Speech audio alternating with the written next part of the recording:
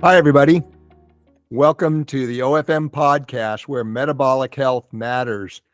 And I'm super excited today to have our guest on today because his name is Frank Ilosa, and he's the president of Ketone Aid, the original company that makes the ketone esters. And we're going to have a little conversation about all things about ketones, ketosis,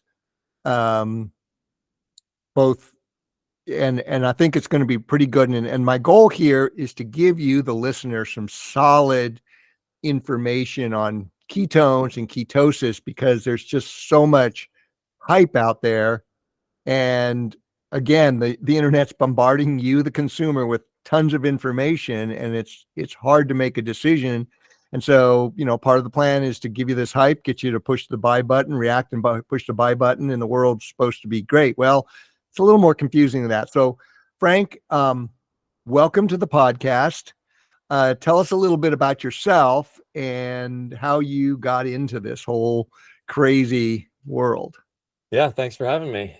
So it all started with some rumblings in the dining room table about some uncle who should be given some gold medals because the UK did really well in the Olympics. And then it turned out that I was my wife's godfather, who was Dr. Richard Veach, and he'd been working at the NIH for 30, 40 years on trying to mimic some of the benefits, not all, some of the benefits of a ketogenic diet into a drink. And that ultimately I learned more about it, and it was about this thing called a ketone ester. And if you really want to take a deep dive, there's a book here called Ketones, the Fourth Fuel by Travis Christofferson that really takes you on a 250-year journey of this discovery and understanding of ketones. Now, I want to qualify that, and we'll go into this in the podcast, but I was thinking this morning, the title bugs me because it sort of sounds like ketones, like the last place fuel, where it should be right up there with beta oxidation, glycolysis, etc. As we'll find out, in some cases, ketones are actually the preferred fuel. Yeah. So initially he was going to call it the fourth fuel. That's it, without even the word ketones. And I bugged him to put the word ketones in there because I said every conference you go to, everyone's going to say, "What's that book about? What's that book about?" So he put that in, but it never came up to highlight it as a preferred fuel as opposed to the fourth one, because fourth might imply late to the party and not. Yeah. And I get what you're saying, because, and you said I could bash sure, papers. Please, yeah. Well, this is one of the problems that I have is I'm working outside the academic situation, and ketones and ketosis is to me a fascinating thing that's goes way further than just the ketones. Everybody's in love with ketones right now, and it's a hot thing, but it's like ketones are a part of a biological system. And so it's interesting. So your wife's godfather was Richard Veach. Now why don't you give us a little brief history about him, and I'll probably interject on a couple things, because he's like one of the godfathers of this whole ketone sphere that exists today. I mean, he's passed on, but he never lived to see it come to this, to where it is today. But, he passed on a couple of years ago, and so he was trained under Hans Krebs. So he wrote the largest paper that had Hans Krebs' name on it, was pretty much Richard Veach's paper as the understudy to him. And then okay, let's stop right there real quick. Audience, Hans Krebs, remember that last name, Krebs cycle. That is he studied under the guy who came up with the Krebs cycle, where all your power, all your ATP, Hans is the guy that deduced this, correct? Yep. Yeah. So that's, he won a Nobel Prize for that as well. And maybe Veach should have won one as well, but, so he was very into writing papers. So he wrote 10, 15, maybe more papers on mice and humans. But every time a paper would come out, he would think, now the public will understand. Now they're going to be like, they'll get it, and this will be, the beginning of the trajectory.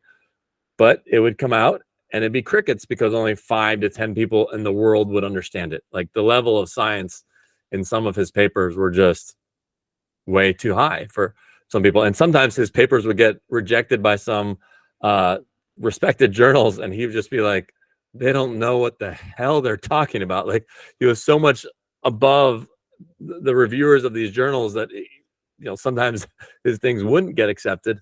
But I brought him kicking and screaming onto a podcast. He didn't want to do podcasts, and his phrase was always, read the goddamn papers. That was it. Like, that's where everything is. And I got him onto Dave Asprey's podcast because other people were being touted as the king of ketones or inventor of ketones. And I'm like, no, you need to change this narrative. But he didn't care. He's very humble. So if you do want to take a deep dive, there is a podcast with Dave Asprey that they cover everything from nuclear reactors to, everything. And that's like the one and only of him on video being interviewed for anything. Oh, wow. And yeah. The only other interview, he got a one-liner in like the New York Times where he said something about man was designed to be in ketosis, but because there's a McDonald's around every corner, that doesn't happen. So that was one of his other lines. Yeah, and we'll go into this because I've what you're saying is like I'm sitting there laughing with you, not at you, because that's sort of been sort of my case the last 20 years, because I've been saying it's really about fat as your fuel and ketones is one of it. And glucose, ironically, glucose is part of it too, because your liver will make both a lot of ketones and a lot of glucose to meet that metabolic need if it needs to. But I've been saying this for like 20 years, and people started laughing at me. And, now as I've evolved and worked with this things, it's like I've worked with Dr. Jeff Volek and Steve Finney and was an editor on their books. But they were like, their conformational bias in terms of on the ground physiology was it's all about the ketogenic diet. It's like, right. And it's like, go ahead. Well, there's one, you were talking about like being open to not bashing, but criticizing books or papers. There was one line in that book, one of Volek's Low Carb Athlete. I don't know the exact name of the title, but it's something to do with the art and science of low carb performance, because I was an editor on that, and they profile us in the back. Well, do you remember the line that it's in there that says, people ask me all the time, is it possible to have ketones and sugar at the same time? Because he's advocating for a ketogenic diet, but people ask him, well, is there a way to have sugar and ketones? And he said, that's impossible. That would make you, I don't know if he used the word superhuman or superman. And then it was kind of like, well, ketone ester is here, and it allows that exact dynamic that he said was impossible, having sugar and ketones at the same time, which is not the protocol that I recommend, but it was just funny. I remember that in the book. Well, it's not the one you recommend, but that's the one that the Tour de France guys are using. Well, they are using it. Oh, they're only using it for recovery. They're not using it during the rides, and we can go into that. Well, we will go into that, because that'll be a really good thing to help understand. But I've seen, you see, that's the thing that Steve and Jeff kind of, after they did the faster study, they paraded it out as a keto adapted study, and all but 2 of the athletes were under my OFM program, where we develop metabolic capacity so you can produce ketones and glucose at the same time. And we've seen this time and time again with post-exercise glucose and ketone measurements, because you and what we do is we'll have people do fasted workouts with Vespa, and they will we'll tell them, just put the hammer down the last 20 or 30 minutes, and then stop, and then start tracking your ketones and glucose. And what we see is a very mild ketone spike. Like, they get into the science version of clinical ketosis, whatever, I can't remember, it's 1 millimeter point, very low state of ketosis, a little rise, but their blood sugar Well, A one's lot pretty of good. I mean, 1 millimolar is pretty good. If you're talking zero point 0.1, I consider that a tiny rounding error trickle. But a full millimolar from zero is pretty is impressive. good. Is good. Right. So they'll get up into that 0.5 to 1.2 millimolar thing with ketones, but their glucose will spike up to 150 to 200. And this is fasted, no carbs, etc. And as the faster study showed, that it's perfectly benign because that glucose gets shunted into muscle glycogen. But the point I'm making is the reason that ketone level is so low is because guess what? The body, when the body stops, it doesn't have that metabolic demand, and it prefers the ketones and the fatty acids of beta oxidation over the glucose. So yeah, I mean, it is possible if you build the metabolic capacity to have your ketones in your cake too. Right. Your glucose. So Well, so yeah, that at least that's what we're seeing. some of those papers, some of those papers that focus on a ketogenic diet, but yeah, they're not fat adaptive. They're not going through that 3 to 6 month transition to really make it so that they're burning fat. So I haven't really That's right. put much thought into a short-term 2 weeks keto and then go for a run. Like that's your worst state. The worst state is after 2 weeks when you are like depleted of sugar and you haven't made enough ketones and you're not burning fat efficiently. You're in like the worst state. So I would think the performance would go down. But Yeah, and the vast majority of studies, including the latest one on elite race walkers by Louise Burke, they did everything at the absolute wrong time. yeah. And so And then yeah, people they read the title, and then the title is the conclusion. Like ketogenic diet does not work for race walking or whatever. They'll just focus on the title. But yeah, they no, read the you have to go abstract. into Yeah, it. they read the abstract, and that's and it's all yeah, because papers, because you're in this. Your papers are hard to read. I've got a BS in science from UC Davis in biology, and I struggle with papers, and don't even get me started on statistics and p factors. Right, that and to a point, my former wife is a basic researcher, and you know this from being affiliated with Beach. When people like him write papers, they hire statisticians to do the stats. It's such an esoteric thing, right? So yeah, no, interesting stuff. Now I think we ought to start by establishing a few things that aren't being said out there. Your company really is first of all, your company, hats off, is the sort of the founding company in this sphere with the most experience. And one of the things I want to really mention, and I'd like you to expound on in detail, is the fact that you guys not only are working off of Richard's work, but what I've really seen and followed with you is you're continuing to evolve. You're not becoming static and throwing all the money into marketing, trying to maximize shareholder return. You're like continuing to develop product. Yeah. So yes, we were the first one to launch in 2017 or 18 an Indiegogo campaign to launch the ketone ester, and we actually manufacture it in the U.S. It's not just bought overseas and shipped in and put into a bag and then say made in the U.S. like a lot of the ketone salt companies do. So we actually make it in the U.S. And yeah, we've been evolving our protocols. We've been evolving, working with different clinical trials. There's maybe 15. I kind of lose count. I should have a full-time person just focusing on clinical trials. We have dozens of clinical trials, and they do ask me for advice on how to use it, because a lot of the data is based on mice data many years ago, and the mice data, they always gave ketones with food, and that drastically is different than the protocols that I suggest. But then people want to go to the clinical trials and they want to do what they did in mice, so then they want to give them like $70, $80, $100 worth of ketone ester, and then they want to do it at the same time as either sugar or food.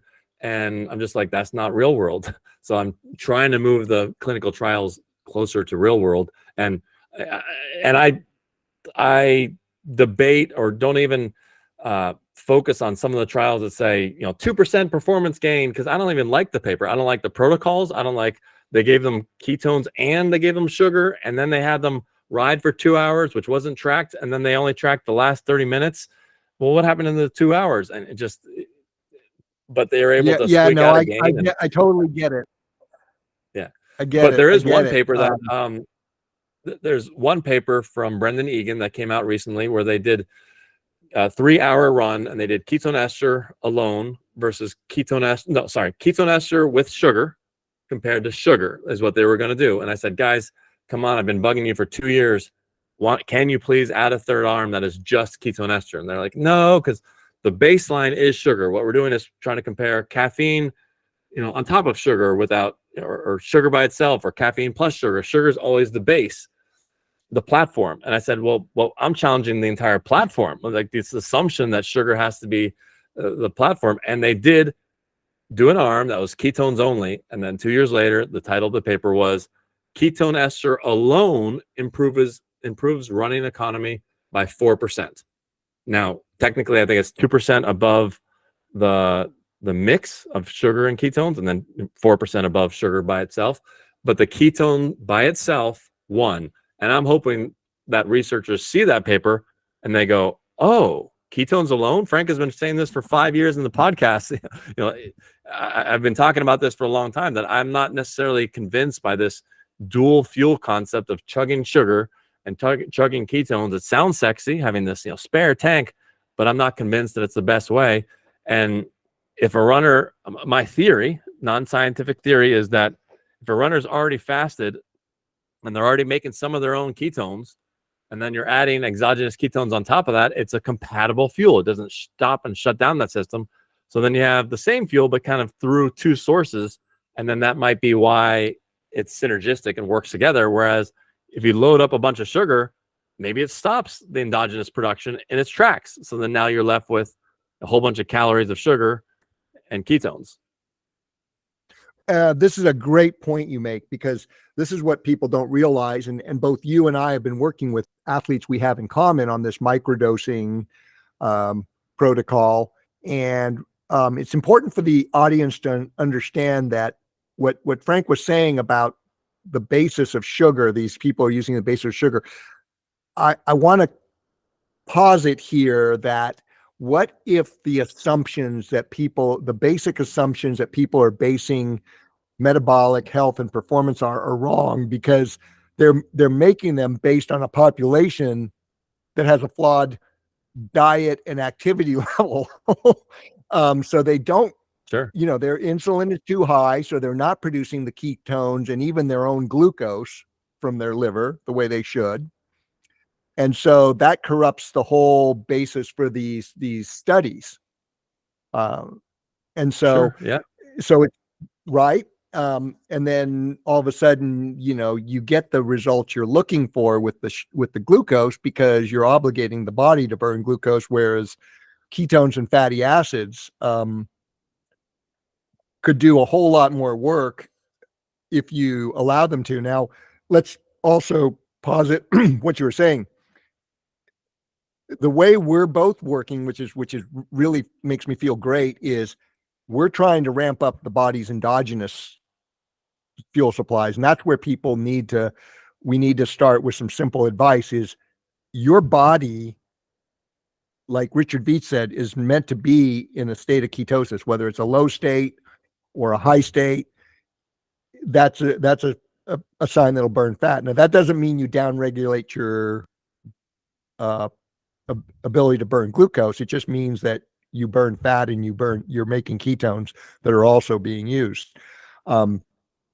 So if you as an athlete understand that and can step back from all that messaging that goes on out there about you need 90 to 140 grams an hour of carbohydrate, you realize that's where you need to start. And to a point, we have tens of thousands of calories of fat available, and B, your liver will spit out, the science indicates up to 300 is it 300 milligrams a day? It's a pretty 300 significant grams a amount. day. That was 300 grams funny. a day. 300 grams. That was Veach's number. He was like, what he came up with, I think, I thought it was 150 a day, because he wanted to do half of what he wanted you to chug half of what the body can make over a 24-hour period. So I thought it was 150, maybe it's 300, but he wanted initially people to drink 3 of these $30 bottles every day. That was his initial plan, because he's like, your body can make 150, maybe it was 300, but 150. So why not just drink 70? The literature says 300, so he must have come up with the 150 number, right? So no, I could be wrong. I could be wrong. Yeah. No. I looked it up this morning because I knew that was going to be part of our conversation. So the NIH article I pulled up indicated 300 was the magic number. So that's the thing. You have this potential to produce a lot of ketones, just like you have this potential to produce a lot of glucose, and you have glycogen stores, and you have these thousands of calories on board. And so the ketone esters and the glucose, whatever you're using, that should be looked at as icing on the cake for that performance push, correct? Yeah. So right now we've got a pretty messy situation in the ketone sphere in terms of, because all of a sudden with the science of ketones coming up and all these ketone products have come onto the market. So would you kind of give a rundown? Yeah. Go ahead. Yeah, let me talk briefly about what I call science hijacking. So there's something that's going on where there are 4 or 5 companies that don't have the ketone ester. The ketone ester is technically D-beta hydroxybutyrate, otherwise known as free acid, bound to, as an ester, the word ester is important, bound to R13-butanediol. And Veach did that because drug companies do this as well. They make an ester bond to help enter into the bloodstream and cross the blood-brain barrier more readily. The ester is important. And some companies now are just taking ketone salts or half of that equation, either just the free acid or just the R13. And yeah, it'll raise your blood ketone some, but it's not the same thing. So they're all pointing to the science of, look at what ketones can do. No, it's look what ketone ester can do, and look at what maybe our product, might do a fraction of that, if anything, but they're stealing the science. And the other thing that they're doing is confusing people. I never use the phrase, drink this drink, and in 15 minutes, 30 minutes, 60 minutes, you'll be in a state of ketosis. Like, I hate that phrase, because the consumer hears that and they think of ketosis as fat burning, whether technically chemistry, whether that is correct or not, doesn't matter. That's what the consumer hears when they hear ketosis. So they think that you're drinking the drink and it is triggering fat burning, and it doesn't do that. So I like to say it skips the fat burning, and we have a chart of all of our products and what they can do, before bed or post workout. And then there's one line that says weight loss, and I love it. Just has red X's all across it. Like, it will not burn fat for you, no matter what the other companies say. The expectation is you can eat a cake, you can drink this drink, and check your ketones, and wow, I'm burning fat even though I just ate a cake. And it just doesn't work like that way at all. So I don't like saying ketosis. I will say that it mimics some of the benefits of ketosis, but then I like to say, except for the fat burning part, the part that you're probably caring about the most. So that part is pretty confusing, and it's hard to break apart people's expectations, because they'll see those ads and then they'll come to the ketone ester and they'll know that ketone ester is better. So then they take all those false claims and expectations and then come over to my product and then say, I ate a cake, but then and I had ketones in my blood, but the next morning I still weighed more. What happened? It didn't work. And I was just not even close to how all of this works. So yeah, there's different ingredients. I'm with you, Frank, 100%. We like to say different ketones, different results. So this other molecule, the R13-butanediol, is half of the ketone ester. So it gets into the system, and the system breaks it apart with enzymes. And you have the fast release of the beta hydroxybutyrate ketones, the same molecule that your body makes a free acid. Acid's important. And then the R13-butanediol, R just means the chirality of the, it's not purity, it's it's 100% bioavailable. The R form of 1,3-butanediol goes through the liver and converts back into ketones, the free acid. So it's a fast release and a slow release. So I asked Dr. Veach why this 4x expense, if not 6 times more expensive, making this bond if you can just give 25% more of the R13. And his answer was epic. He said the mice were stumbling, the mice were drunk. So he threw out that molecule as a solution by itself, and I ran off and filed a patent for what I now market as hard ketones. So the hard ketones is just the R13-butanediol. But to give you some perspective on just effect, we put 17 grams of the R13 in one of these cans, and we say drink 1 or 2. On a per serving basis of the ketone ester, it's 2.5 grams of ketone ester. So 2.5 grams versus 17, it's just drastically different. And one gives you a buzz, while one gives you mental clarity and sharpness. But other companies are coming out and saying, oh, look, it'll raise your blood ketones, so it's the same thing. Yeah, but you're going to be buzzed, which is great if you're trying to get off of alcohol or you're trying to relax at the end of the day and you don't want to take, weed or something. It's an amazing molecule for that, but we put on the can not for sport, but other people are taking shortcuts and they're like, look, ketones are great, and they throw this ingredient into their drink and they say that you should go take your LSATs with it. I'm like, it's not good. But enough money. No, I have some can. And I have some commentary on that because I thought a lot about this, because I still have enough memory of my university or OChem, because what you're talking about is OChem, organic chemistry. And I was talking with a couple different people about this, because I thought about it, because it's 1,3-butanediol is an alcohol, because that's the OL's on it. It's a hydroxy. So like you're saying, certain people get buzzed. But with a metabolically fit person, alcohol and fructose actually can be your friend, because your liver's got the right hormonal signals to convert that liver into liver fat and then convert it back into ketones and glucose. The right person. But here's something that I'm kind of empirically seeing. I'm half Japanese, and I'm that half Japanese that can't drink. I don't have the alcohol dehydrogenase enzyme, which is fortunate because my dad was Irish and he drank too much. So I don't enjoy it. But what I'm finding is just polling people who don't drink a lot, who don't enjoy drinking, they don't find that the butane-diols work for them. Whereas people who do enjoy alcohol find that they do help them out, because their liver actually, I think the alcohol dehydrogenase actually helps expedite the process from alcohol to ketones and glucose. So a couple of things there. The R13 people that drink it do not get what's called Asian flush. They don't get flushed, and they don't get the increased heart rate that I think 25% of Asians will get red in the face and an increased heart rate. They drink this stuff and they don't get that. Oh, that's going to be interesting, and it's probably because of the molecular structure breaks down easier. This is going to be interesting. I'll try it.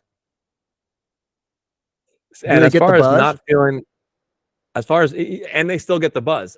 They still get the buzz. So for and once they figure this out in Asian countries, like it's going to just absolutely explode, because they have an exponential bigger need for something like this. Yeah, no flush, same buzz, no hangover in the morning. Like, why would you ever drink alcohol ever again? Well, I'll have to try that, and maybe we need to partner on this, because but that's the funny thing about Asians, right? You got this, I see a lot of Asians who can drink like fish, right? And then there's this other part that, like me, who can't drink at all. Yeah, it's I think I saw a paper, and it was 25 or 30% that have that condition, and this just doesn't trigger them. But you mentioned earlier that some people, you find the 1,3-butanediol doesn't work on them. We found that it works for about 80% of people, not counting the Asian population, just 80% of our customers. Mhm. And it might be the amount that they took. So initially we had only 12 grams per can, but then we bumped it up to 17 and then tell people either 1 or 2. So that's getting you up to 34 grams of it. And most people are in that 80% that feel it. Now, the 20% we found out was people who are on SSRIs or SNRIs, this Oh, type of medication. So that will yep. block the effect. And also people that have ever taken kratom. So when we refund people if it doesn't work. We say no buzz, no pay. So if you don't get the buzz, this is way too expensive. We'll What was the refund you. And second people element do they were on? What was the second element? kratom. Kratom is a very addictive, not illegal heroin replacement ingredient called kratom. And Okay. now the trick is they call it ketum, Ketum, because it has a bad rap when you Google it. It's highly addictive. So then they're now using this sub name for it. It's the same ingredient, ketum, but it's highly addictive. And FDA did a $3 million raid on a company that was selling kratom and kava shots. It's not a good product, but that also blows out the receptors so people don't feel it. The third group of people that don't feel it is if they already have a really high regular alcohol tolerance. So if they normally can drink, 8 to 10 beers and not feel buzzed at all, they're not going to be able to magically drink 2 of ours and feel the buzz. But then the second benefit kicks in. Which is alcohol withdrawal symptoms and dropping your craving for regular alcohol. So for those people that have 1 or 2 cans, it'll block their desire to have the 8, even though they don't have the buzz. And people think that you're addicted to the buzz. You're not really addicted to the buzz. You're addicted because otherwise alcoholics could just take weed and they'd be done. Doesn't work. They're addicted to the chemical acetaldehyde, and then something about the brain, it converts to acetate and the brain desires and craves that. So it blocks those cravings as well. Oh wow, this is really interesting stuff. There's some therapeutic stuff for treating alcoholism. Yeah. Yeah, no, that's wonderful. I was referring more to the quote unquote athletic performance that people are talking about with these butane diols is people who have like you say, they can process alcohol really well. They're using it for their athletic pursuits, in combination with whatever their special sauce is, and that's why you're seeing all these things come up on your feed. I'm sure because you're into ketones, you see all this stuff. But yeah, it's money. You're seeing it on the feed because of money. So the money is having them drink it. And are they finding some benefit? And in a world of no benefit, so maybe they, after the buzz fades away, then the ketones kick in, and then maybe they're having some benefit there. Okay, possibly, but it's just a night and day. If that works for you, then the ketone ester is going to work for you threefold more. And people think that it's actually less expensive, that product, because there's a certain number of grams in there versus our grams. But if ours are 2 to 3 times more potent on a BHB level, that right there negates any quote unquote savings. But then there's other things that happen beyond just the tracking of the blood BHB numbers. So it's a night and day difference. I've never had anyone go from our product to straight R13 and not come back. Like, that just doesn't happen. But we have many people that start over there and don't feel it and come over. I'm totally on board with you about the money and the effects of it. It's just interesting, like you said, the sleight of hand, and then but like I said, if your alcohol dehydrogenase pathway is ramped up and you process alcohol pretty well, then from what I've seen over the years with people using some fructose in their diet and alcohol, it can be used effectively as a fuel. So I think that's why they're seeing a slight increase, but it certainly isn't on the scale of the ketone esters. So yeah, I think one of the other things we ought to. I've never heard of people taking alcohol. I've never heard of people taking alcohol for sports performance. So that's completely new to me. I've never heard of that. Oh no, this happened to me. I don't know. This was 15 years ago. I remember I was at a cycling camp and they were talking about, and I just subsequently over the years I paid attention, but people would talk about tying one on when they were young and really super metabolically fit, and they'd tie one on, the next day they'd have the ride or run of their life. And I started to think about the pathway, and then also, and of course you've heard all about how fructose is bad, blah blah blah blah blah. And I started going through the pathway, and I'm like, well, if you're metabolically fit, meaning a fat burner, the model that Richard outlined, alcohol and fructose actually can be your friend because it gets converted as a toxin. It goes to the liver converts into liver fat. But then if you're not, got too high insulin, that liver fat just immediately is right there ready to get converted back into ketones and glucose. And so I started following this. Yeah. The alcohol makes And a fatty so liver disease. Right. Fatty liver disease, as we see it in alcoholics and non-alcoholic fatty liver disease because of the high fructose, all the fructose in the food supply. That's because people are getting too many calories and they're hormonally, metabolically unfit. So the fructose and alcohol accumulates as liver fat. Whereas in a metabolically fit person, it's in one day, it's right out there the next day to fuel you.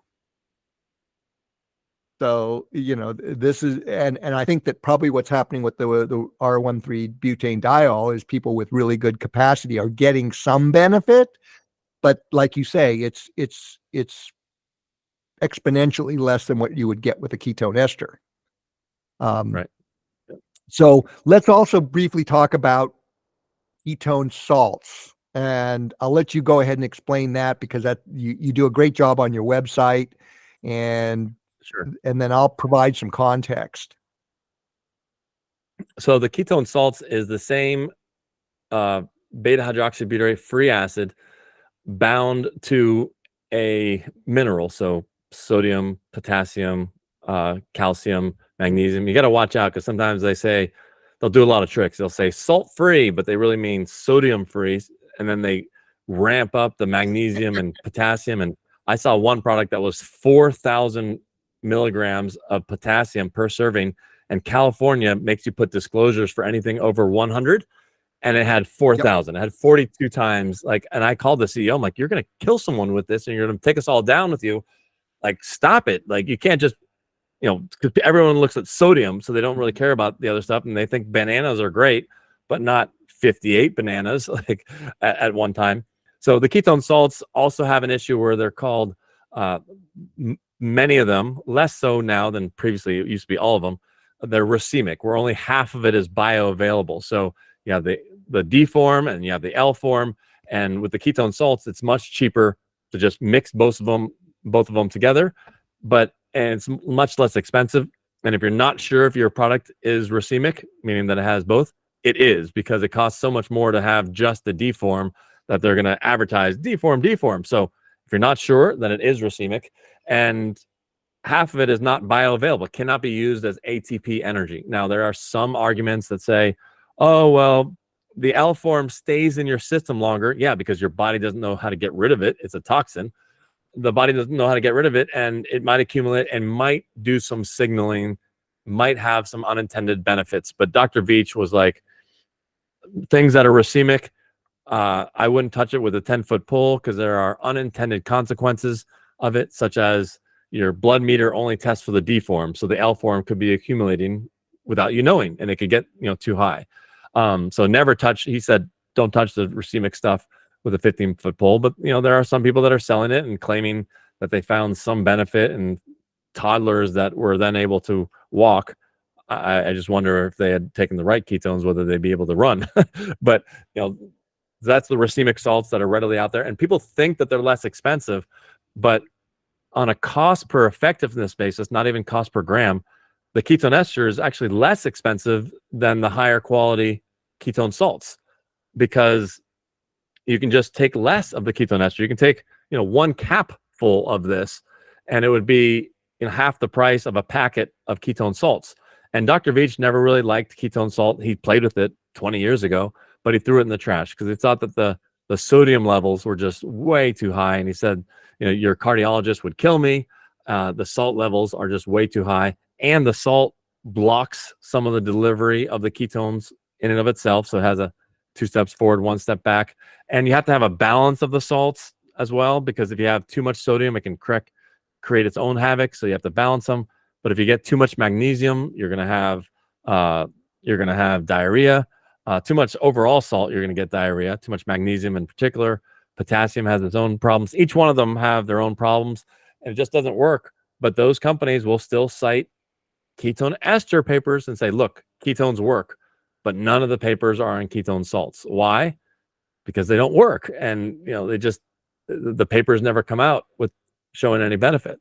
So that's the ketone salts. Now, if you are in a super hot situation where you're sweating a super amount, and you actually otherwise would take LMNT, a super amount of salt, then there might be some benefits, to those ketone salts. And we have one drink that we're actually discontinuing that you like, called KE1. Here's the old bottle design, but KE1, which was the active ingredient was 60% ketone ester, 20% ketone salt, and 20% ketone free acid.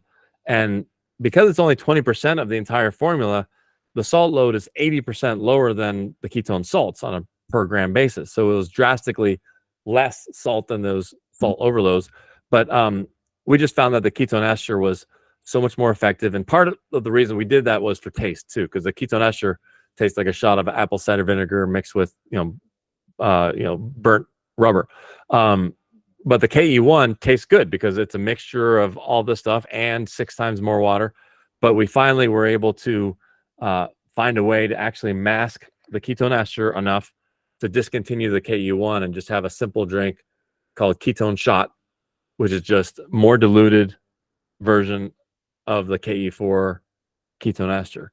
So yeah, there are some benefits, with that extra salt, and there are some talk that it might increase the delivery of sodium, so you don't have to take as high of a quantity, which might have side effects, but getting it actually into the system. Yeah. Well, and you just covered kind of what I was going to comment on, and there is an application for ketone salts when they're formulated with sodium beta hydroxybutyrate as the primary salt, and that is exactly it. I found them to be one of the absolute best ways to maintain hydration when it's super hot and you have a high sweat rate. They work for that. Make sure. Go ahead. Make sure that it's non-racemic, and make sure it's a D form, also known as the R form, just makes things more complicated. It's like the metric system, meters versus feet. The D or the R is a good form. Just make sure it's that, and make sure that it's caffeine free. So that's another trick that these ketone salt companies do, is that 90% of their sales are the caffeinated version, and the ketones will increase delivery of caffeine. So it might say, equivalent of 1 cup of coffee, but it feels like 2, and you're bouncing off the walls, and you think that this is, the ketones. That's not the ketones. That's not what ketones feel like. It's the caffeine being delivered, and you're being tricked. Yeah, but that's not going to work in the heat, because two cup of coffee equivalent of caffeine, because caffeine's a known diuretic, and I've seen this all the time in endurance athletes. They'll take a double espresso love goo, and they'll be 20 minutes later, they're sitting by the side of the road, puking their guts off, their head spinning, because, their hydration was already on the ragged edge. And then it just they got dehydrated immediately from the diuretic effect. So that doesn't work. I just said, I've just found it to be one of the more effective things, but I'm not looking, it's not for the ketones, it's for the sodium delivery. Right. Salt, and that's salt delivery. So yeah, the sodium and magnesium delivery. Some people use ketone ester to get off of caffeine as well. So we had one NFL trainer that was his the way that he had his half a dozen NFL players using it was to not have caffeine intake. So it can kind of help people get off of caffeine as well. Yeah, caffeine can be very addictive, and the problem is, when you look at the basic literature, it's like, there's nothing good about a lot of caffeine. It's just, it's a vasoconstrictor and a diuretic. And so Yep. I just sit there when I'm working in Starbucks and watching people come and go with their fancy drinks. I'm like, we're a nation of addicts, and people get that buzz, but they don't realize what it's doing to them long term. I mean, just like anything else, the occasional hit of caffeine isn't a bad thing. I had a cup of coffee this morning. Okay, that's all I'm going to have. But using it in sports, there's times when it's appropriate for like performance in the cold weather. But man, I think it's just a quick shortcut, and it just just like pushing 140 grams an hour of carbs all the time, it's not going to end well. Well, it's funny you mentioned that pushing of carbs, that there's reports of people just pushing higher and higher. And there was one guy who won Western 50 or something, and supposedly his carb intake was huge. It was last year, Tom Evans from the UK, and he was saying he was pushing 140 grams an hour of carbs. And he was lucky because last year's race was cool weather. If that race had been a week later, he would have been. So if this is the same person, which I think it's the same person, here's the asterisk to that 150. So at the end of the podcast, the podcaster brought up, I heard you were also taking ketone esters. And he kind of didn't talk about it in depth, but he had taken 3 bottles, like $90 worth of ketone ester during that run. And I was talking to a doctor, and he thought that there could be a theory that the ketone ester might allow you to take more sugar. So somehow, I didn't understand it. He had a pathway, or in his head, it kind of gave him a little bit of an aha that maybe the ketone ester in combination with super high dosing of sugar might allow you to have more sugar, which is the exact opposite of everything that I've been saying as far as, lower sugar and stuff like that. It's just interesting, and it will take time to flush out all these things. But at the end of that guy's podcast, he disclosed that he was taking ketone ester. And I try to have the podcaster. I try to have the podcaster go back to him and say, were you always taking that super high amount of sugar, or was it only when you started doing ketone ester? And could never get a reply back. So someone needs to do an N of 1 test and see if there's anything there. I'm going to noodle on that a bit and think about the physiological pathways, the metabolic pathways on that, because I've had this thing ever since this, it started to be disclosed that the cyclists were using ketone esters in combination with carbs. So that's going to give me something to think about. We were selling huge quantities to Quick Step, now called Sidal Quick Step. And then after 3 years, I said, hey, let's go public with this, because it's no longer a secret anymore. We supply 90% of the teams, and they were the first team that went forward and said, hey, we're using this stuff. It's a nutrition. It's just like a better form of sugar. But they only use it mainly use it post workout and immediately before bed during these intense training sessions, or during the actual 15, 17 day Tour de France rides. So many of them tried to use it during the race, but what happens is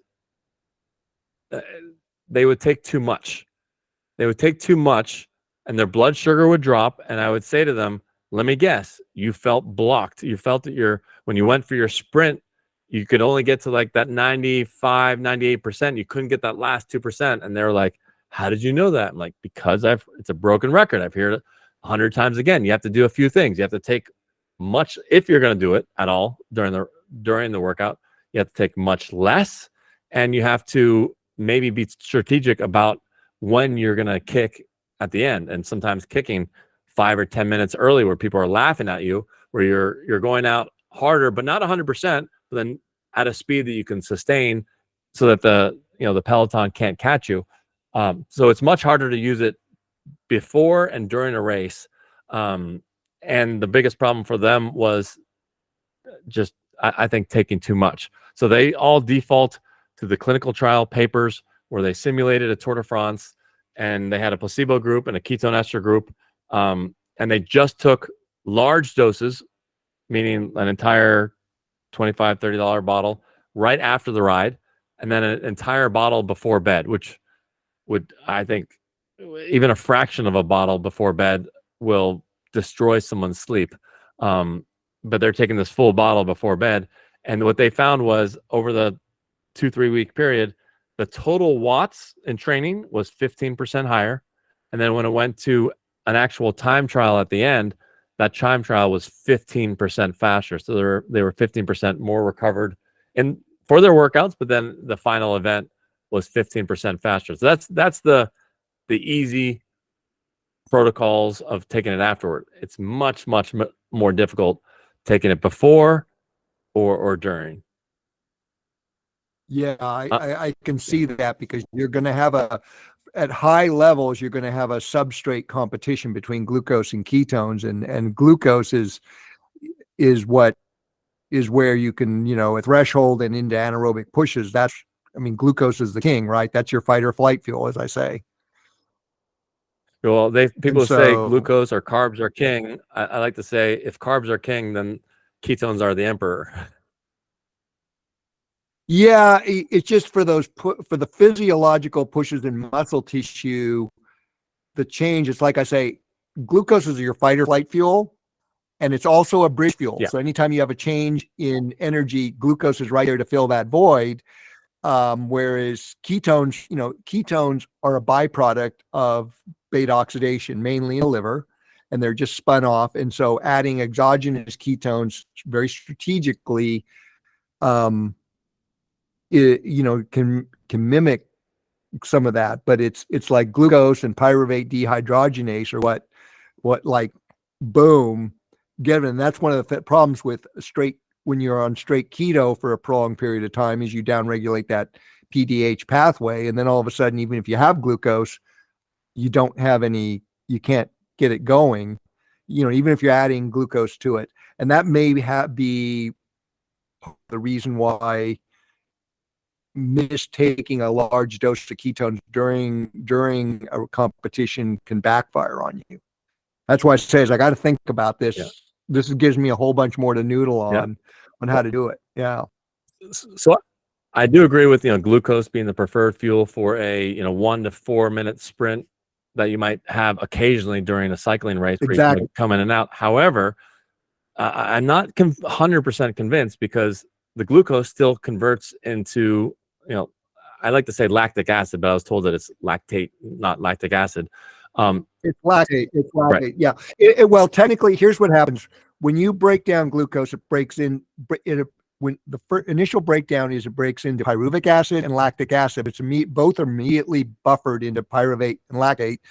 The pyruvate gets fed into the Krebs cycle, converted into acetyl-CoA, and in the Krebs cycle, the lactate gets shuttled out to the heart, the kidneys, and other organs that know how to deal with it. But the problem is it's rate limited, right? You can only burn so much glucose until your heart, your kidneys, your pancreas, those other organs that can deal with lactate and convert it into an energy source, and then it starts building up. Plus, when you burn a lot of sugar, you're creating an acid load because you're trying to buffer all that lactate and pyruvate. Right. So, but if ketones make no lactic acid and no lactate, then you're not going to get that monkey on your back effect.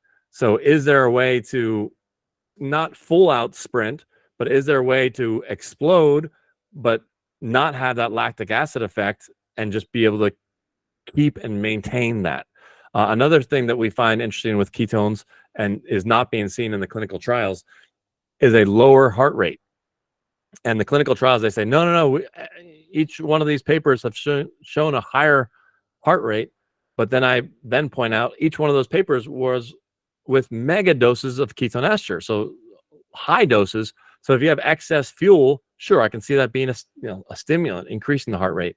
But we're seeing people that are taking small amounts say, Frank, I swear I've ran this 10 times, and this one national championship, I did it last year, and it's always 7 beats per minute lower with the ketones. And we've seen time and time again, people report back 7 beats per minute. So so no one's really tapped into this. If you can have your heart rate 7 beats per minute lower, does that mean that you can go just a little bit faster and be able to maintain and be in fat burning mode for that 1 or 2%, that little Goldilocks zone. Can you stay there longer and have your heart rate not go into, burning glucose? And no one has looked into that. This subject, no, and I'm well aware of this because we see exactly this, but this is a variable topic, and it has to do when you're using higher ketones and you don't have the glucose, you don't have the inflammation. And so up to a certain level, and that's where I'm looking at the cardiovasculature. And so you don't have that systemic inflammation. And so what we're seeing is really interesting in that at most levels of work, like 80% of threshold, 70, 80%, the typical racing zones, people are going to be at a lower heart rate, or at the same heart rate, they're going to be at a faster pace or higher power number, right? Now, when they go to push at, say, their actual threshold, they actually can sustain higher heart rates.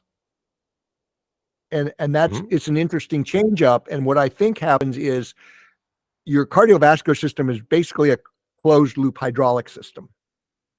Okay. And what happens is, I think, because of that reduced inflammation, and you get this hormonal stimulation when the demand gets really high, the cardiovasculature expands, right? There's, the whole thing about salt and heart blood pressure has nothing to do with the salt. It has everything to do with stiff cardiovasculature. You add more salt, you add more fluid, you increase the pressure. But when you get the cardiovasculature to distend and you maintain plasma volume, you reduce that pressure, and then all of a sudden the back pressure on the heart takes a higher cadence. Like, the cadence changes.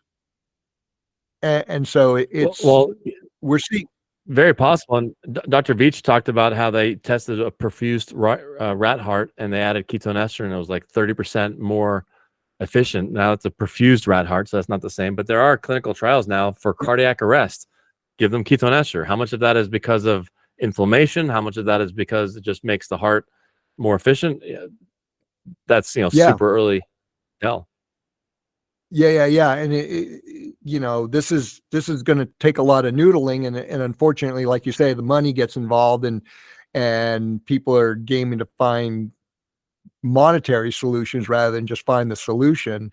And the solution lies in trying to use glucose where you need it, but minimize its use because of those unintended consequences. So how have you seen people using Vespa and ketones? Because I know my field well, ketones, with the literature and the actual real world use.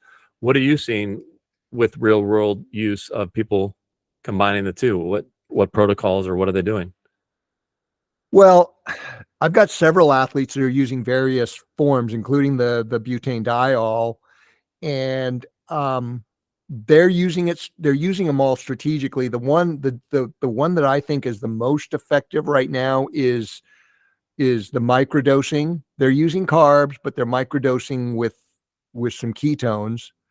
But we wait till they're ramped up. Once again, we're going back to that: get your endogenous foundational fuel source, which is your body, going, and that's what Vespa supports. It's a natural peptide we get from the murder hornets that triggers your body, particularly your liver, to upregulate its metabolism. So we get that all going, and then you start your feed, and that's where the ketones have worked really good. And I think the one thing we're seeing that's really interesting is the recovery.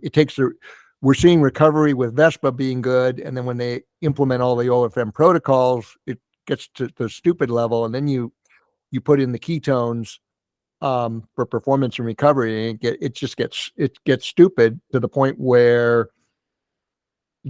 I've got several athletes who are not young elite athletes, but people in their 40s, 50s, 60s, 70s who are racing a lot. They race way more than their high carb counterparts.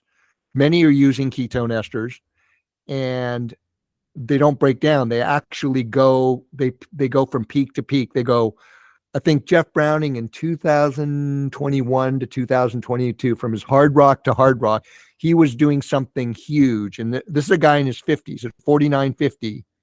He was doing something big, like a 100-mile trail race or better every 6 weeks on average.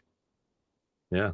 And no, and so, and Jeff is a guy that came to me in late 2015, and he was actually thinking of giving up competitive trail running at that point because his issues were so bad.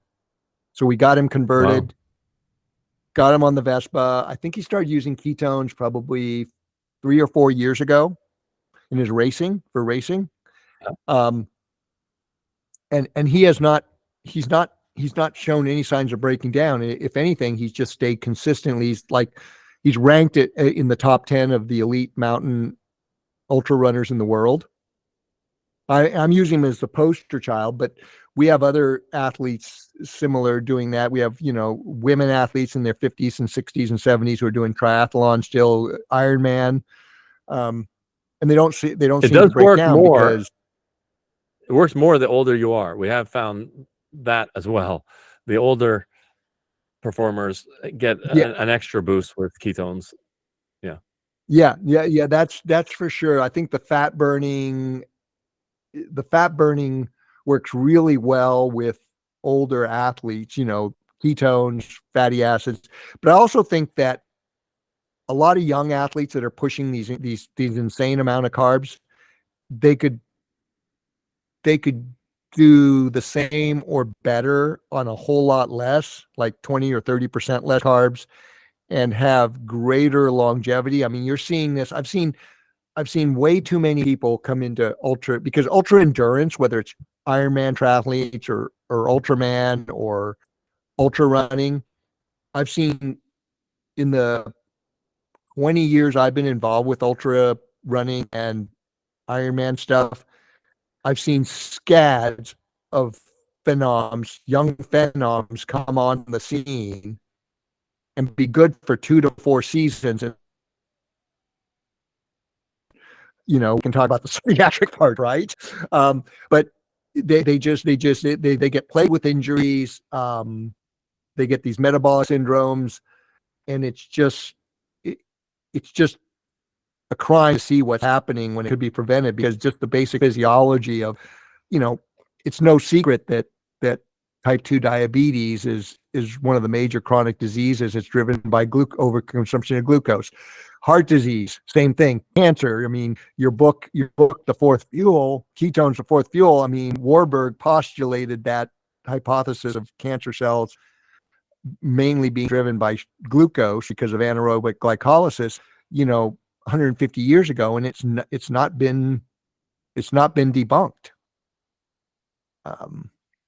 So I see this, when you look at what's happening in the endurance scene, and then correlate that to what the general health stuff is seeing, it's not rocket science to see what's happening. But younger people don't tend to think about, I might get injured in 2 or 3 years. They just don't think about that. And also the mitochondria, something simple like the mitochondria, the older you are, the less mitochondria you make. So then the ketones really do help with that. So that older athlete can stick around for another 5 years. And I've been trying to target NFL players that are in their last 1 or 2 years that wish that they could stay another 5 years. I'm like, this is the ticket. This is where you need to be to get you those extra 3 to 5 years. But yeah, the young ones can find the benefit. It's not as profound. Right. But that's the thing. Why not start preserving that mitochondria and building that what I call metabolic capacity? Because it's 2 things: your mitochondria and your cell wall. Those things can take a huge amount of abuse. But it's the glucose is just, I think the thing is that people don't realize about glucose is ketones are relatively unstable, and because they're such an important metabolite in all metabolic processes. I mean, that's something we ought to also mention, is like ketones are substrates for cholesterol, for breast milk, for all kinds of things. I mean, most ketones that are produced are spontaneously consumed. I mean, blood ketones are sort of like out there, and they should be out there for neural cell and brain cells. But when you look at a lot of these pathways for cholesterol synthesis, it's like ketones are a key substrate, and they're just spontaneously created and then subsequently made into cholesterol. And so, the fat burning, like I say, my program of optimizing fat metabolism, one is for an energy substrate, which is fatty acids, ketones, and even making glucose from fat when it's necessary for those pushes. But then you've got all these other huge metabolic processes that regenerate cells, that build mitochondria, that it's all done on lipids. Glucose doesn't do that. Glucose is an energy source. That's all it is, right? Ketones are an energy source. They're a substrate. They're doing all kinds of things. Fatty acids are doing all kinds of things. They make glycoproteins, or lipoproteins. Sorry, glycoproteins is when we're talking about glycation, which is never a good thing. So there's one podcast that you might want to watch, or your listeners might want to watch, that I just posted, of a CEO of a running store who was trying to do 25 years of sub 3-hour marathon. So he's getting older and older, and it's getting harder and harder. And he was a big skeptic of our stuff for like 5 Mark? years. What's that? Is that Mark Cucuzella? No, Chris Farley, CEO of Pacers. Okay. Yeah, and he was a big skeptic for 4 or 5 years. I ran track with him 20 years ago, and he was still like, whatever, ketones. I'd show him articles, wouldn't care. But only when he had a problem, which was he ran a 3-hour and 2-minute marathon. He's like, oh crap, it's November. He had the problem, and we went over it in the video, but we changed this protocol I only had 2 weeks, and what we did actually was just load for the 2 weeks before the race, and having him do fasted workouts, which he had never done before. He always had a banana and an apple. He did fasted workouts. He was blown away that you could run a fasted workout. Like, that concept was crazy to him. And he said on game day, I had him go back to his regular protocol, because you don't want to change something on game day without having done it in practice for many, many months. I mean, people they spend months or years figuring out the size of the banana that they want on their marathon. You can't just like wipe out the banana and take some, new drink. So he went back to his regular protocol, and he had a 7-minute improvement. And he said, Frank, it felt easy. It felt like I was recovered. I was, just on pace. I could have gone faster, and he broke us 3 hours. And that was just a protocol of loading it up, building the mitochondria for 2 weeks before the event. Absolutely. And that's exactly it. That's why I say is like, I base all my stuff around building metabolic capacity, because when you build that capacity, you're building that fat burning base, right? Because you need a lot of mitochondria to do beta oxidation. And that's the key. And yeah, that makes total sense. We hear that all the time. So yeah, any other closing shots? I mean, it's really about getting your body to burn the fuels it was meant to. Go back to what Richard said. I mean, ketosis is a proxy really for beta oxidation. Both beta oxidation and ketosis should be comprising 80% or more of our metabolic energy substrate. And glucose is like I said, it's that icing on the cake. Yeah. And, people ask me all the time, do I need to go keto as an athlete? And I say, not necessarily. It's probably too risky, but I wouldn't be surprised if some of these older athletes, they've got nothing else to lose and they want to make one monumental change. It's something to consider, going full keto for 4 months and, using exogenous ketones, using your product and seeing if it changes, because you're at the end of your career. Might as well make a monumental change that'll either do nothing and you'll retire, or it could give you 5 more years. But for the most part, we don't recommend people going full keto. I do have them watch their carb intake on a regular part of the day. Just like, don't eat things that will give you a blood sugar spike at dinner, and just limit your blood sugar spikes. So yeah, that's pretty much it. Yeah. And we see that people who are metabolically fit when we get them to optimize their fat metabolism, which is not keto, we only really restrict carbohydrates when we do a metabolic reset. Because once you start building metabolic capacity, which is what exercise triggers, that adaptive response, what we found is most people who are active, they don't even consider it a diet. They're not like craving tons of carbs all the time, but they're not afraid of them either. And it goes from having to watch what they eat to just kind of intuitively knowing what they want to eat. And then, it's like using these tools like ketones as a much cleaner source of fuel to really kind of drive that performance. Because, when you put that on top of naturally making your own ketones, it doesn't inhibit the ketone synthesis, it actually augments the performance. So you get that adaptive stress from the performance to continually tell the cell, hey, I need to make more mitochondria. I need to get stronger. And that's kind of what we're seeing, and why we're seeing athletes do things at any age that, would be considered just young person's stuff. Now, one thing I will want to bring up that I think is uniquely different from your product and our product, and people think that our product does what your product claims to do. People think that they drink our ketones and it will trigger the fat burning, where yours, that's your plan. Your method is to take your product to actually trigger endogenous production. I don't think ours does that. I don't think drinking ketones triggers endogenous production. But in the context I agree with you.